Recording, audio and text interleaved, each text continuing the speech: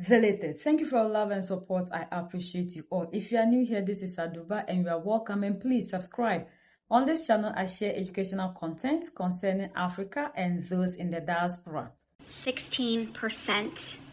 Personal bankruptcy is up 16%. Home foreclosures are skyrocketing. In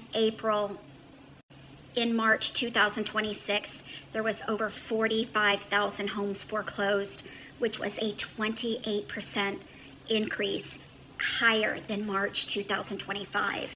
Unemployment is skyrocketing. Gas is an average of $4.65 a gallon, which means it is higher in some places. That means that food is going to go up, and anything that's delivered on a truck to a store.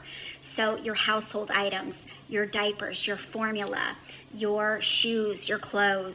Did you know the last time gas was this high was when Russia struck Ukraine and we had almost 9% inflation?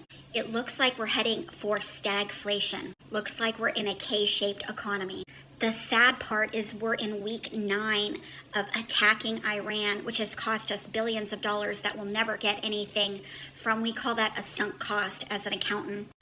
And all that's going to do is accelerate the collapsing of the U.S. economy. Don't be fooled by the stock market. The stock market is not the economy. Interest rates will not be lowered anytime soon. We'll be lucky if we don't have higher inflation. Over 2 million people have lost their jobs in the last 15 months. No jobs are being created. Essentially, we're in a hiring freeze. Companies are not hiring, they're laying off, and people are not moving jobs. We are in for an economic collapse we have not seen likely since at least the 1970s, but if at worst, a Great Depression. If you found this post disturbing but informative, please like, comment, follow, and share for more. Life in America literally feels like serving a death sentence. It feels like we're all collectively being punished for something that we didn't even do.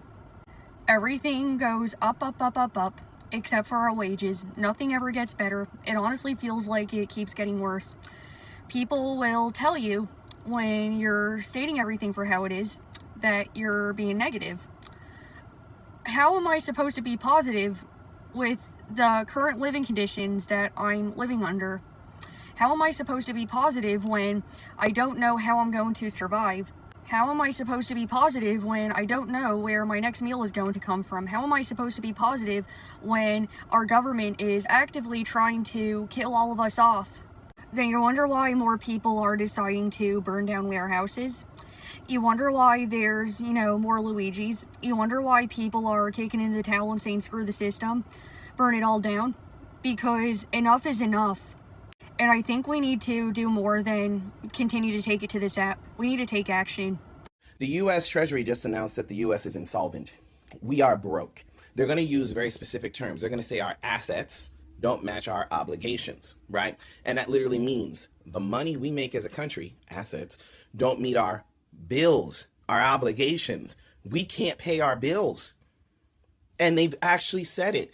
And this is literally because the United States refuses to tax the rich an appropriate amount, and we're spending too much on our military.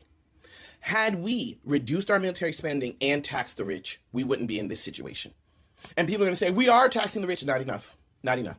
The rich people are too rich in this country. There were patriotic millionaires that came out and said, a bunch of them came out and said, you need to tax us more because we are not getting taxed enough.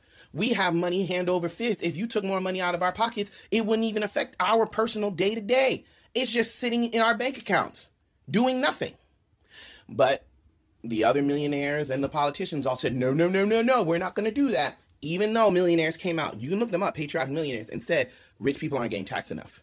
So because we are not taxing the rich and because we are spending so much on the military, we don't have enough money to pay our bills. And the worst part about it with this war in Iran, our military is being proven to be inefficient, ineffective. Our warships have toilet problems. They're retreating. An F-35, one of the most expensive fighter jets, just got hit by these cheap drones that Iran has, and it didn't even do evasive maneuvers. It just got hit. It's supposed to be able to detect an incoming missile. Something's locked onto me. I'm supposed to move out of the way, whatever have you. It didn't even detect it. We've accidentally shot down our own planes out there because of bad communication.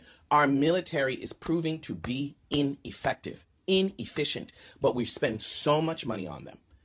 So logically speaking, if you were thinking like a business, truly, you would say, we need to cut our losses. We need to go ahead and reduce our military spending because clearly it's not going anywhere positive, and we need to tax the rich. But we won't. We're going to do some other stupid stuff. I hate to say it that way. We're probably going to take out other federal programs and stuff that aren't going to make up the bill. It will not make up the amount we need. We have to tax the rich appropriately.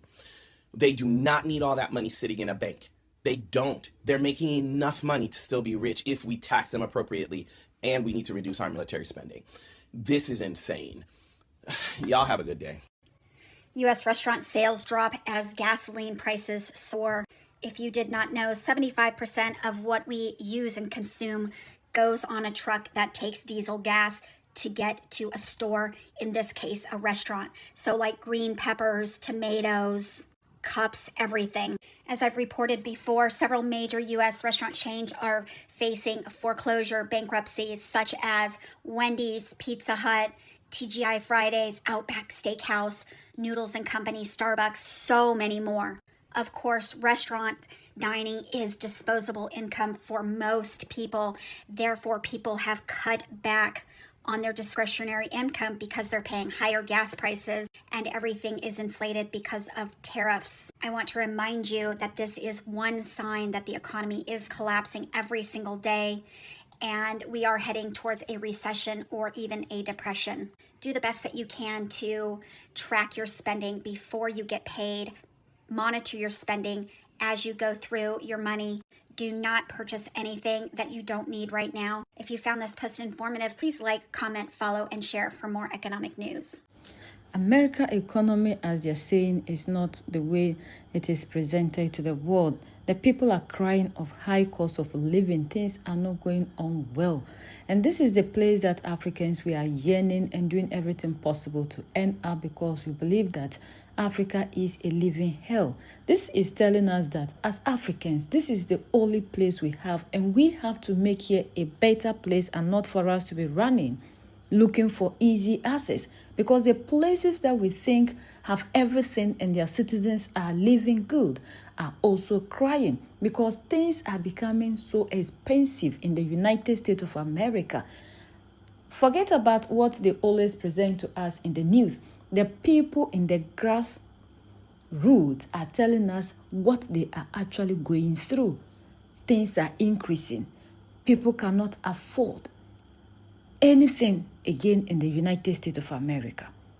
So we need to understand that we have the power to change the narrative in the continent. If things are becoming difficult in Africa, doesn't mean that Africans should move out of the country.